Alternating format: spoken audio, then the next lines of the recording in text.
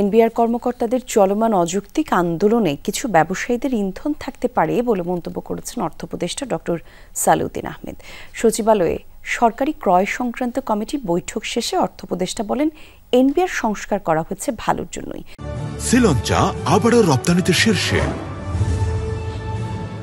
বৃহস্পতিবার এনবিআর কর্মকর্তাদের সাথে বৈঠকের পর সমাধান হতে পারে বলেও আশা প্রকাশ করেন তিনি। বলেন, দেশের অর্থনীতি ঠিক রাখতে হলে রাজনৈতিক পরিস্থিতি অনুকূলে থাকতে হয়, আর সেটি থাকায় ঋণদাতা সংস্থাগুলোর ঋণে ছাড় দিয়েছে বলেও জানান অর্থ উপদেষ্টা। একই সাথে তিনি বলেন, বিদেশি বিনিয়োগের গতি এখন কম থাকলেও দেশের অর্থনৈতিক অবস্থা ভালো, আর দেশের অর্থনীতিতে মধ্যপ্রাচ্যের অস্থিতিশীলতার প্রভাব পড়েনি জানিয়েছেন তিনি। বলেন, আগের মূল্যেই তেলসহ সব আমদানি করা হচ্ছে।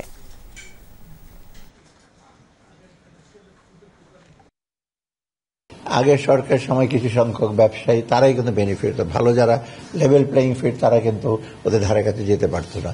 অতএব তাদের একটা অনুমান করে বলছে যে এখানে কিছু স্বার্থ আছে, না হলে হঠাৎ করে ওরা ওদের ক্যারিয়ার টেরিয়ার নিয়ে এত চটে গেল, অন্য যদি কিছু ইসে না থাকে। এটা হলো আমার অনুমান, এটা ব্যবসায়ীদের আমি দোষ দিচ্ছি না।